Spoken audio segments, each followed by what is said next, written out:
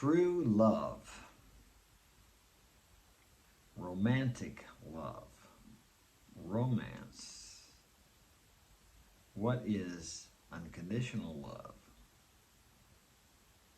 Does it exist between a man and a woman? All these things we will discuss today. But basically, is there such a thing as true love? Well, what is true? Truth, honesty, reliability, character, integrity. True love. Well, I would venture to say, from my experience on this earth, that the true love that exists between a man and a woman in reality only exists between a mother and a child, a mother and her son, as far as it goes between men and women. Now, a lot of people would argue with that, but think about this. A woman will die for her kids. She will put you in jail and lie about you. If you are married to her and you decide you want the kids, she will fight with whatever she has and do whatever she has to do to get those kids. And if it means getting you locked up for false accusations or getting the kids to say something about you to get you locked up, she will do that. Now, not every woman will do that. Not every woman will go to that length, but a lot of them will. The point I'm making here is most women, good mothers, will die for their children. They will stand between a bear, let's say if they're out in the woods, or a lion, to protect their children. And you've probably heard of such stories, or you could find them on the internet or in some of the news articles throughout history. Excuse me. But how many times have you ever heard of a woman giving her life for a man? A woman taking a bullet for a man. A woman risking everything for a man. It's rare, very rare. But yet men throughout history have given their lives for women, have risked their lives for women, have gone off to battle knowing they may not come back for women and children. Excuse me. So where does true love exist? And I believe in true desire. I believe that men and women get together and they love each other. But is that unconditional love? I would say the only unconditional love rests when a man gives his life for a woman and children, which they have done throughout history. And I would say the only unconditional love that women give, or the love they give to their children. In general, there's always outliers, there's always exceptions, but this is what I say in general. The story of Romeo and Juliet was not some wonderful romantic love story where they would rather die than be apart, but yet a warning to people of the power of emotional and infatuational love. The dangers of allowing that emotion, and we've all felt it, that desire to overcome logic and reason. Many people chase this infatuational love or this unconditional love to the gates of death or insanity.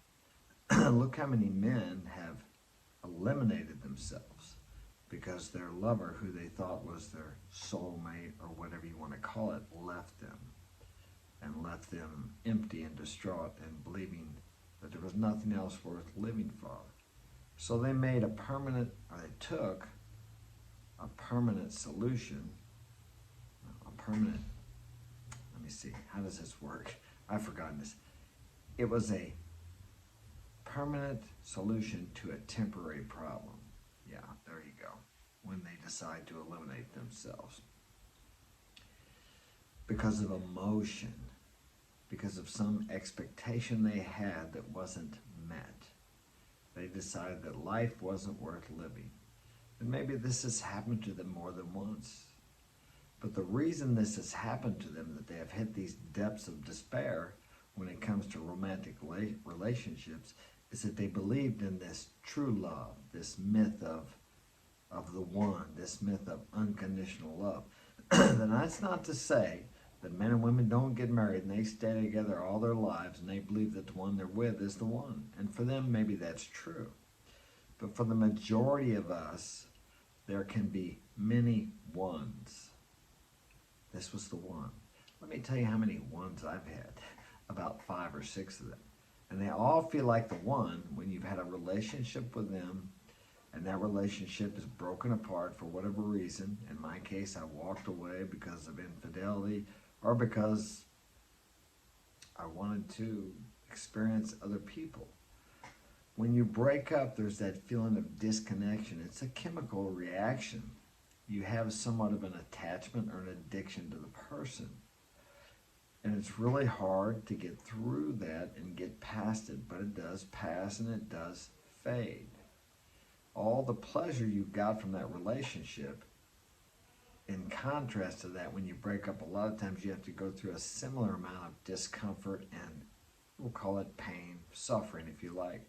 But these are times when you grow. But today, at least in the West, most people aren't used to discomfort and pain and a little suffering and struggle. Thus, they don't grow. And the result here is we have a lot of immature young men who grow up to be emotional, feminized men. And we don't really need that. We need feminized women and masculine men. That seems to make countries work better. Contrast to what some of the agenda being pushed out there is. But back to my topic of true love. And some people say, well, you know, she just wants your money. All these American women want your money. We've got to go abroad. Try to get one of those. And then the American women here say, well, those women that are abroad in other countries, they just want you to get a visa. They just want your money. And then we have people who say, well, that's just a transactional relationship. Well, I would venture to say that all relationships at the very core are transactional. Do you realize that people didn't marry for what we call love until about 100 or 150, time flies. So let's say 150 years ago. And many marriages were arranged by the parents for practical reasons, not for infatuatory love. I'm not sure if these are words. Infatuation that comes from thinking you're in love. The point I'm making is this idea that true love or the one or forever or Disneyland and all this it's just come about of late in the last century, and it's pushed because it sells. Big business, advertisers, retail have latched on to this because it earns money. And people want to believe in this fairy tale. It's pushed in the movies, sitcoms, social media. And I'm not trying to put a damper on on that wonderful feeling that you get when you meet someone and you feel like you're in love and you want to be with them forever. And the other side, the girl or the man, whichever you happen to be, they feel that way too. And that's all perfectly good, fine, and natural. But what I'm talking about is living in an illusion that is going to last forever. It does not. I don't care how much you're compatible or how compatible you are, how much you think you love each other. There's going to come a time in all relationships, if each party is honest, they're going to wake up one morning and think, how did I end up with this guy? Or how did I end up with this girl? You feel like you don't want to be there, but feelings have very little to do with it. You may feel like you don't love them anymore. That's when the time comes in for a conscious choice of real love. Real love, true love, lasting love is not a feeling which fades or an emotion which comes and goes. It's a choice you make. If some of you are Christians, you think about Jesus. Do you think he felt like going onto the cross and dying and suffering? Of course he didn't. But as your beliefs indicate, he did that out of love. And you're supposed to follow his example. Now, I'm not sure how some of the other religions, I've not studied up on those, but I think in each of them, what little I do know, that the leaders, as Jesus and whoever they were, they made choices which were very difficult, which were choices of love for the people that followed them and were to come in the future. These loving choices sometimes cause them great pain or suffering. So it has nothing to do with feeling. Feelings fade. Logic remains. Thoughts last forever. You have to decide one day if you're going to continue to love the person you're with. Some days you have to decide to do that for days in a row. And you do the loving action whether you feel like it or not. It seems here in the West we have gotten so wrapped up in feelings. And we could go into the gender thing where people feel like they're this one day, they feel like they're that one day, and then they want people to treat them accordingly to how they feel that certain day or that year or whatever, instead of the factual logic of what they are biologically. Now that's just the way I see it, and if there's someone watching that has an opposing view, I would really appreciate your point of view on that. I'm not trying to be hateful. This is just what I see and the way I view it. I was raised in a different time, so I welcome other points of view. The point here is to not get so caught up in the idea of true love and thinking that it's like the Disneyland portrayal, and realizing that true love comes down to a choice, a decision.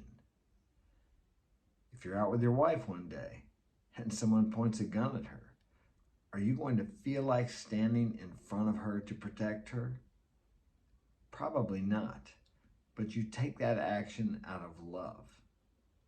That is what true love is, in my opinion. It's not a feeling, it's a choice we make. And it's a choice we make every day to love our neighbor as ourself. But first you must learn to love yourself, to have reasonable expectations about what is available for you here in life. But, this may sound contradictory, but not to have such reasonable, logical expectations that you don't believe in the miraculous, that you don't believe that you can have anything you desire, that you are limitless, and whatever you desire you can have. If you're willing to believe that and take the intuitive action that will come to you once you get this belief impressed in your subconscious mind, which can create a life for you in a way that you can never imagine. But you have to guide it with your conscious, rational, logical mind. Your conscious mind is like the man at the helm of a ship. And the men down in the engine room, they don't know what's going on. They only take directions from the captain. If he says go this way, they make that big ship move. They trust that the captain knows the right way to go. Thus, you are with your conscious mind and your subconscious mind. You guide the powerful subconscious within you with your conscious mind. It's going to do whatever you tell it to do. Whether it's good for you or bad for you, it doesn't know because it can't see the outer world, but you can.